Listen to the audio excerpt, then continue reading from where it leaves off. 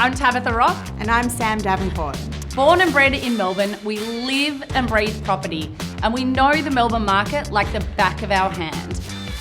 We've both been buying and selling real estate in Metro Melbourne for over 2 decades combined, and we've learned a few lessons along the way. Welcome back to a very special episode of the Property Culture Podcast with a very special guest. Our first guest of 2026. Woo!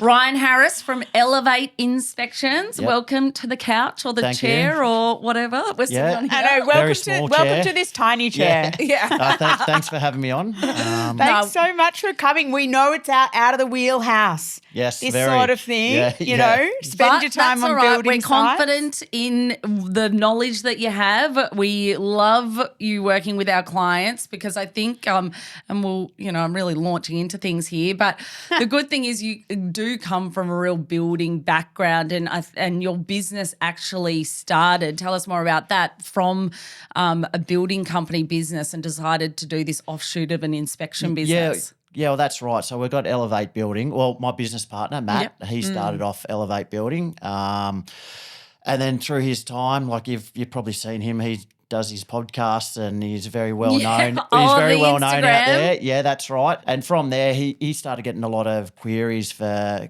can you come have a look at my place before I buy? And then it just sort of grew some legs from there. I've been in the industry since 97. Wow. In a lot of different areas of construction, commercial, residential, renovation, new builds. And then we're actually related, me and Matt. So we got What's your relation? brother-in-laws. Oh, nice. So we just yeah. got talking over a couple of beers one Yeah. day and it As just you sort of do. grew, All grew good some ideas. legs. And like I'd done a few of these before just for friends and family. Yeah. And then we started looking at software and then it took probably 12 months just to grow some legs. And then, we finally took the step and so we've got the inspection side, the construction side, and they sort of work hand in hand together. It gives us a really good opportunity for our clients and your clients to be able to give them some sort of high level pricing and real life scenarios, which a lot of inspectors don't do. They turn up, they do their inspection, and they disappear. So it sort of gives us a little bit of a foot up, I guess, in that sense. So it works well. Yeah. I mean, we've had some tricky little problems in some properties we had late last year. Yeah. Yep. And to be able to really talk to the client about what's involved in the fix, what could potentially be the problems, what's likely though, like based on your experience, and then what are the costs? Like that sort of stuff is what really we need. We need to be alerted to the problems pre-purchase, but then once that something's been uncovered, what we really need is the help in working out the next steps. And that's what I reckon is, you guys do really well. That's right. And we've got a really good, reliable trade base that that do return phone calls and do turn up. So which sort of helps, when they're something that a builder doesn't look after, plumbing, electrical, whatever it might be. It's good to have those guys behind you as well. Yeah, exactly. And I think, I don't think enough buyers get pre-purchase building inspections. I mean, all of our clients do, because I think that they're just great maintenance plans because no property is perfect, so you're not going to get a clean report. Well, that's right. It's not very often we go in and find nothing. It might. A lot of the times you might have a really good house, but you do find minor things still there. Windows binding, doors, and a lot of them, like they're not major issues, but it's handy for the purchaser to know they can budget for maintenance or negotiate or whatever it might be. Exactly, renegotiate. Like I'm hearing around the traps, like in ACT, I believe it's already mandatory that the vendor has to have a pre-purchase, an inspection done for the and purchaser. Available. Yeah, that's in Queensland as well. Yeah, so I feel like it's only a matter of time before it becomes mandatory in all states and territories in Australia, which is a good thing. God, would love just standardized laws and systems Across Australia. Yeah, around Yeah. property. But we were actually just talking as you were walking in here about, what you've got on your plate at the moment in terms of work. And you mentioned that actually you're getting quite a few agents engage you on behalf of their vendors to do That's like- right. Yeah, vendors report. So Yeah. basically a pre-purchase inspection, but for the vendor. And then what we offer, they can go fix these items prior to going to sale, and then also they actually use the report To for show the purchases purchases, that they've yeah. had the report, they've had the place inspected, and we do it purely independently. Like it's not a favour for a real estate, not covering up. Like it's straight report. Yeah, that's right. That's what we see is what we report, and it just gives the vendors a peace of mind that when they're selling, they're not going to get caught out with a building in termites, water issues, And- drainage issues, so they can address some of these things before they go to sale. Which I think as well, like that's for the agent too. You know, the agent is when they're standing Has on the door confidence. and they haven't done an inspection prior to selling it, and then they've got buyers who are interested. They do their second inspection. They're nearing auction date or whatever it is, and then the buyer gets building a pest, and now you lose the buyer because of the termites or whatever. Well, so that's right. Yep. You know, Well, funny enough, I was just at one yesterday. They had a building inspector go through, and they found some termite damage before the current owners knew, but this purchaser ran like the wind. Yeah. So we came in and done a vendor inspection, and now we're actually getting pricing together for them to replace all the affected roof members that were affected by termites. But it'd been like that for 20 years. Exactly. So- And that's the thing more often than not, isn't it? That they've been standing for such a long period of time with these issues in place. But obviously this is like a pretty broad question because I know you cover, like in terms of location, you cover all around Melbourne, right? That's right. We'll go anywhere. You'll go anywhere. Basically, you just go where the work is. Like, if I've got availability and there's one in Frankston or there's one in Truganina or Yay, I was up the other day. Oh my God. Really? Or last year, not the other day. Kilmore. Yeah. It's just, you just, I'm happy to go anywhere. Do you find that like certain areas will have common problems? that Like exist in- Greensborough, I've heard are more susceptible to termites. there Eltham. is. Well, funny enough, that's where the one was yesterday. Like that's my area where I'm from, the north. Like termites is a big one. I found a few termite infected places. Funny enough, no active termites, but all just previous damage. And like in a sort of Collingwood, is there like the clay the issue? the soil. Yeah, you do find a lot of movement. Yeah. Especially with the brick places. Not that there's many brick places with around the there. party walls and stuff as well. They're all That's right. joined. The old lava and plaster ceilings. Yeah, you always get a lot of cracking. It's from the soil movement. And what's a shame with a lot of the ones around there is they're generally built so close to the ground that you can't actually get in to the subfloor to sort of confirm things that you can see from the outside, but you'd really want to get in there and have a look. Get under, from the inside. But that's why we've loved working with you because you do have additional tools to be able to get into small. You've got the drones, you've got the cameras. That's right. Yeah. So we used DJI mini drone, which can get up on the high rooftops and areas you can't reach by a ladder.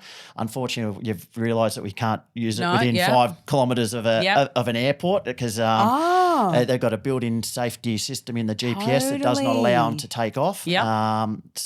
But we got inspection cameras. Like we use all the typical gear that most inspectors use: thermal cameras, moisture meters. We're currently investigating a ATV drone, which gives you access into subfloors that are under 100 mil. Under 100 mil, what's that? Show your hands.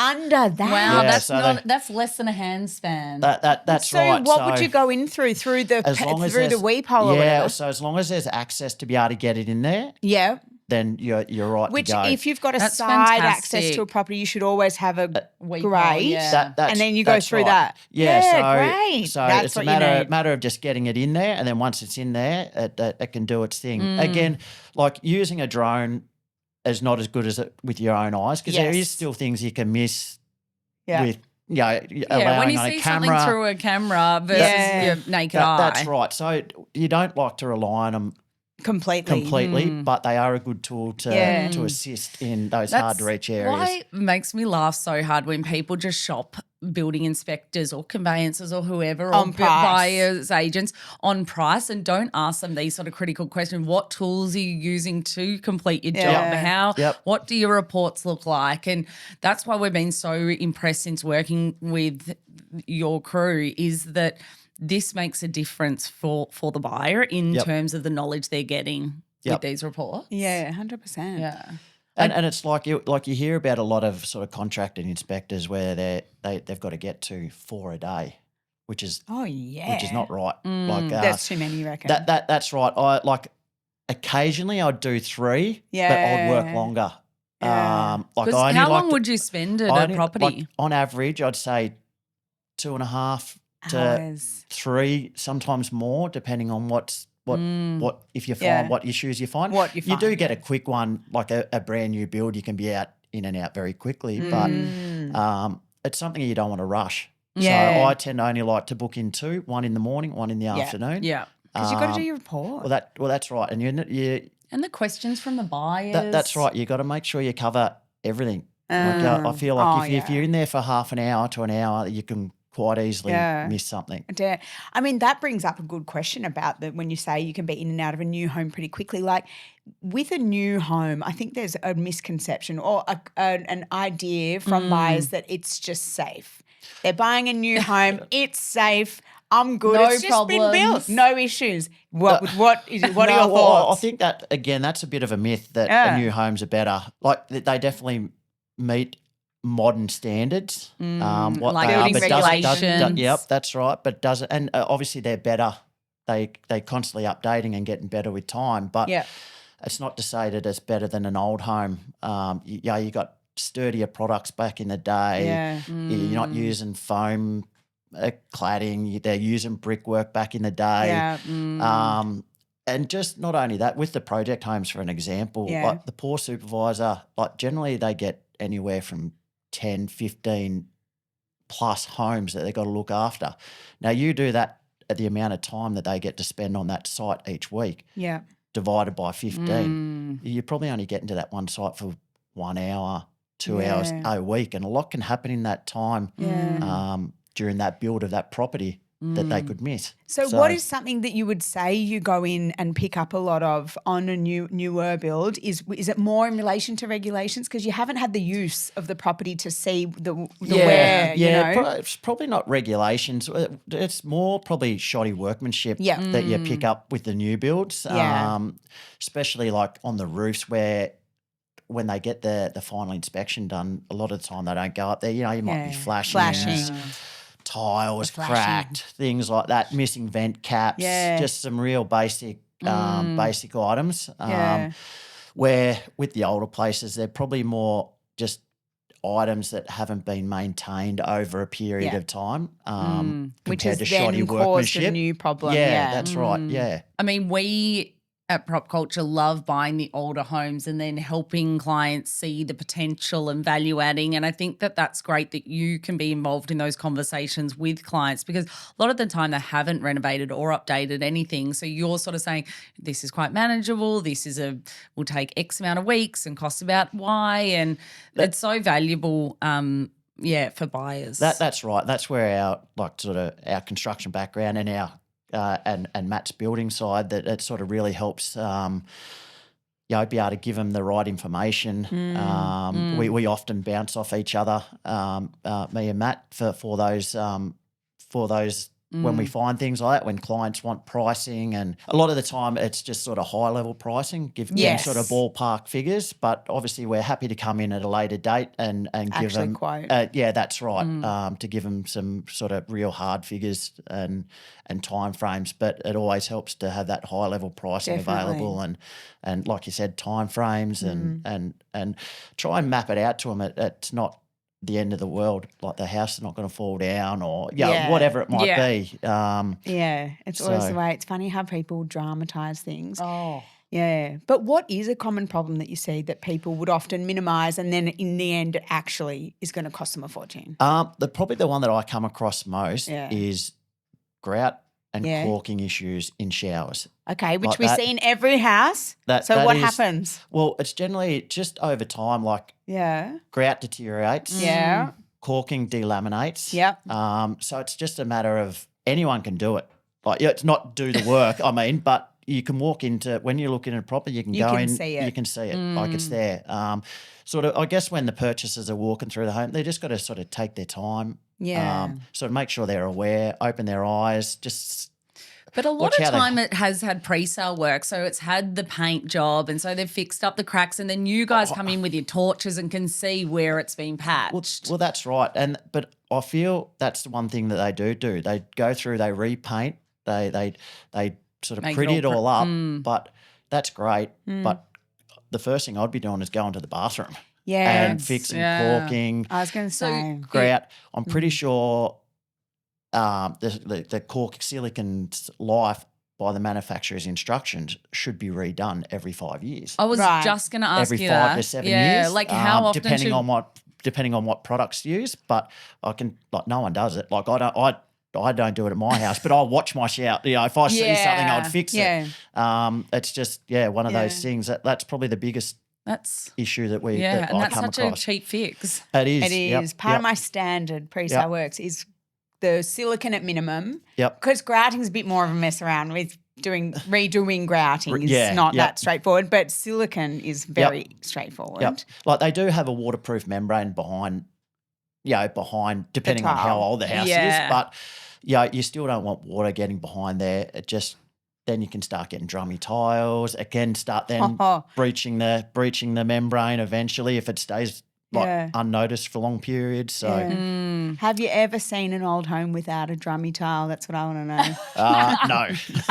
no, or a cracked tile generally. Or a too. cracked tile. Yep. Always drummy tile. Yep. I love it. I remember one time someone goes to me, "What's a drummy tile?" I'm like, "You know that how when you walk on it, it like shakes in its place?" Yeah. They're like, "Yeah." I'm like, "Yeah, drummy tile." But that's a pretty straightforward defect that you can easily explain to a buyer. If you're speaking to a buyer and you're dealing with big defects like underpinning or Yeah. rising damp on party walls or something, how are you managing that conversation? Well, re-stumping's always a big one. An average re-stump could cost you 20 grand. Yeah. So how do I approach it? Yeah. It's obviously it depends on how bad it is. Yeah. If it's just one, and again, it comes down to how much room you got underneath there to look. Like sometimes if you've got a re-stump, you've got cutting holes in the floor. Turns out to be a massive job. I don't think I've had many where it's had to be a full re-stump, but a replace stump here and there, you can sort of you not sell it, but say the house is not okay. going to fall down. Yeah. Once you move in, I'd suggest getting it Guys fixed. get so overwhelmed with that sort of stuff. And I said, actually, re-stumping's not a huge deal. You know, you can do one at a time. You can do the whole lot. It's not weeks and weeks and weeks. It's, the re-stumper manages all the building permits and, Yeah, that's right. I guess it comes down to, like, it's a big purchase for some people, especially if you're a first home buyer. Yeah. And you come across these, like, I think everyone expects they're going to walk into a brand new home if you're buying, say in Collingwood again, you're not working into a brand new home in Collingwood. No. Like it's going to be old or renovated. And Yeah. again, like those issues are going to be there. Yeah. Whether Yeah. stumps or wall cracks or something will Exactly. be there. Oh, yeah. They're This like is little such a random big question, but would you prefer buying a brick home or a weatherboard home? Because we get clients like, absolutely, brick's the only thing I would consider. And My dad said. my dad said, what would you buy? Would you have a preference or you think it's like case by case? Funny question. If I was to buy it to live in for a long period, I'd probably like bricks. But say if I was buying it and I wanted to do a lot of renovations, weatherboard's Weatherboard. so much easier Yeah. to change and Pull it off with your hand. Well, that's You right. I feel like there's a lot more Flexibility. options. Flexibility Yeah. with weatherboards rather than brick dealing work. with a brick. Yeah. Yep. Brick Yep. walls and structural walls Yep. internally, versus that, So you've inspected 10 homes in the past week for clients. Out of those 10, how many would you actually tell a buyer, walk away, do not purchase, do not proceed with this? Is it like 1 out of 10? Is it not I would even say that? it's less than that. Not many, I'd say, walk away. I had one late last year in Northcote that had a lot of footing subsidence and there was cracks opening up, and that was one I said you Too should, big. Yeah. you should walk away. All the downpipes, Going not yeah, to the right places. not to the right places. Just Yeah. So there was a lot of issues. It was a deceased estate. They'd lived in there for 60, 70 years. No maintenance had been done. Like, there Yeah. was a lot. Like that.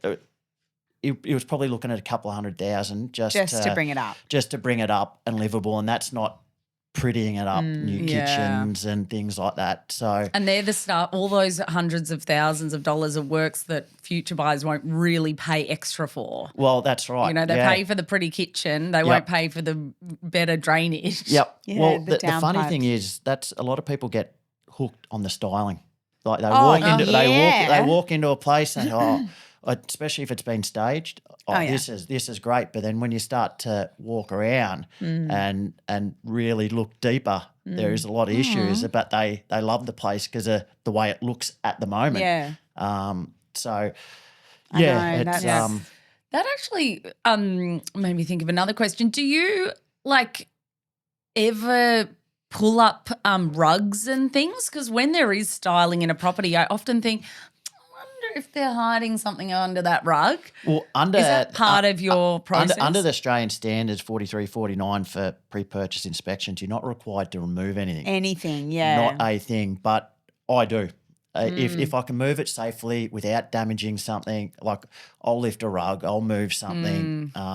Where under that Australian standard, you're not required to. Interesting. Even if they've got some stuff stacked in front of the subfloor access, then technically they don't have to Technically, do that's it. an obstruction. Yeah, that's right. But I don't sort of work like that. If I'm paid to do a job, I try and do it to like the best I can. I'll move stuff. 2-3 hours at a property, that's so impressive. I think that your industry to a certain degree is similar to ours, where they're getting, a flood of new entrants, every man and their dog, suddenly a buyer's agent, suddenly a building and pest inspector.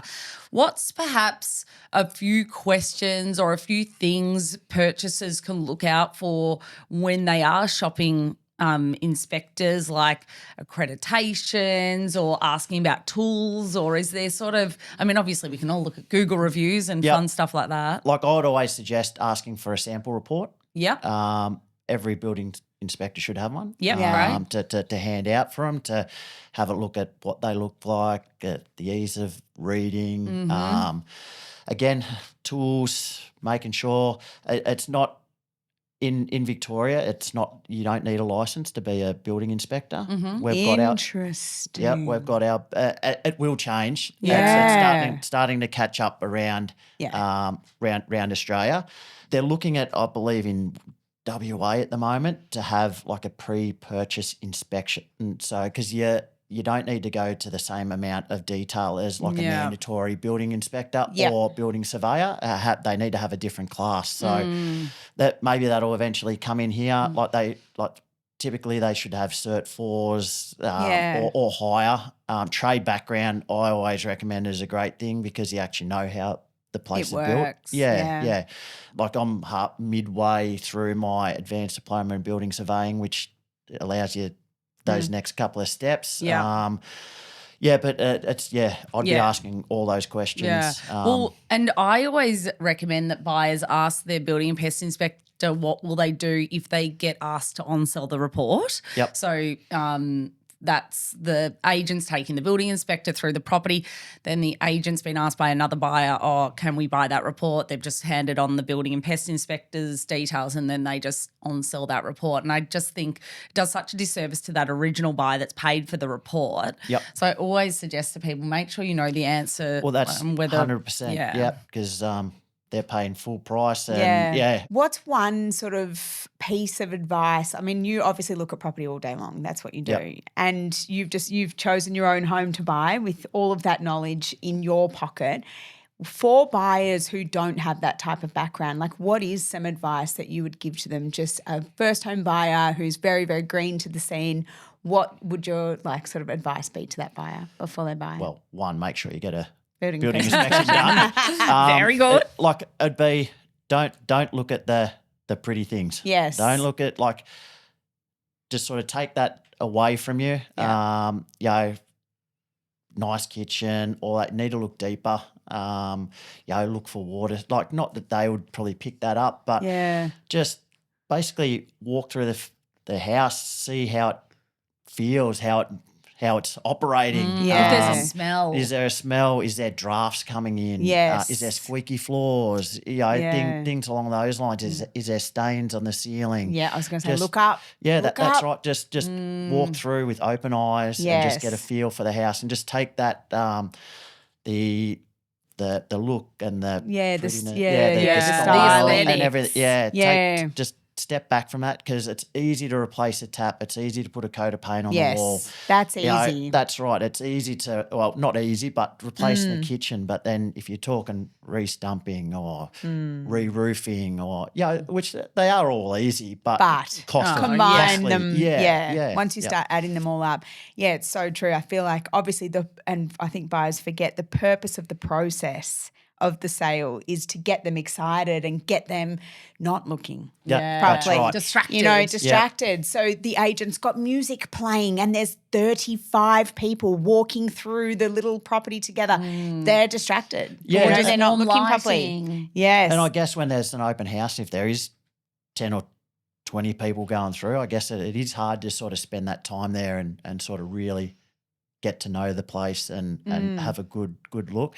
Another good one is they don't get under floors or they don't get into ceiling spaces and you don't expect them to, but they're a lot of the time that's where you find some common problems. Totally. So so always it's good to have an inspection. Yeah.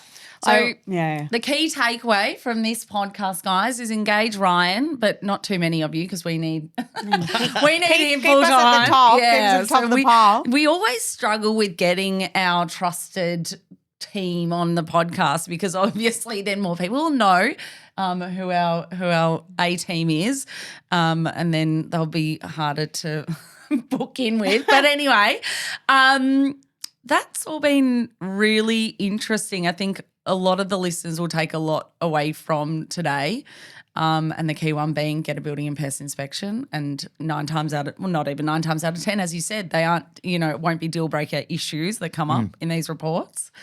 And just get an understanding of it from the person who knows what they're looking at. Yeah, and compare apples with dealing apples. Yes. Because I think that's another thing they forget. It's like you've got to compare the 1950s house with another 1950s house. Is this common? Well, that's right. And as you're inspecting, we can't inspect a house that's 40 years old to one that's built last year. Totally. You got to inspect them relatively to their age. Yes. So that's one thing you got to keep in mind if you're buying an older property. It's not going to be a brand new Metricon home down the road. We don't want that anyway. Yeah. There's a place. There's a place there for them. is in Melbourne. No.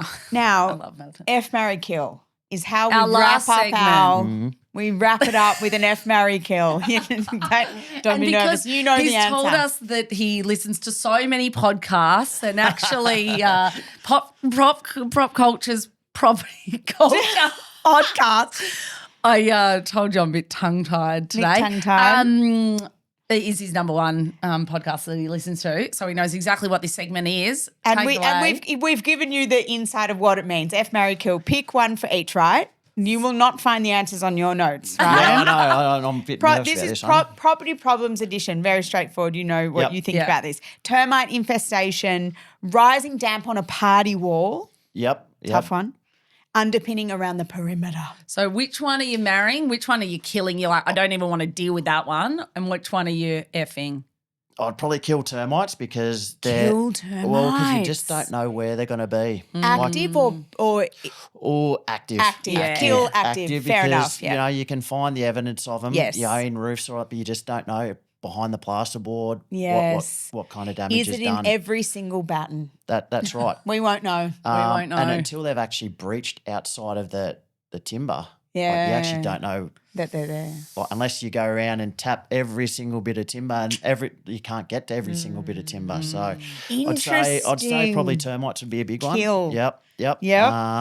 Rising down from a party wall, effing or and- marrying. And the other one is underpinning around the perimeter of, let's say both of these are single-fronted brick homes, I'd just say, to put them in the same category. Well, underpinning, I find with some of the technology they got these Yeah. days with the chemical underpinning, there's a couple of really good mobs around in Melbourne now. They're doing some really good work that's Nice. making it a lot easier and less invasive to fix underpinning. Okay. So I reckon that's probably something that that could be I'd, a marry. yeah, yep. I like it. Yep. And So then you'll have to, what do you rising do? down. Rising down on a party wall. Yeah. Again, it's chemical. Again, Chemical. I don't think that's that That bad either bad. because it's just literally chemical injection. You got to go around and drill some holes, inject a chemical compound in there, and That's how we get sort of- past every problem these days. Yeah, isn't it is, Chemical- it is. Chemicals But- injected.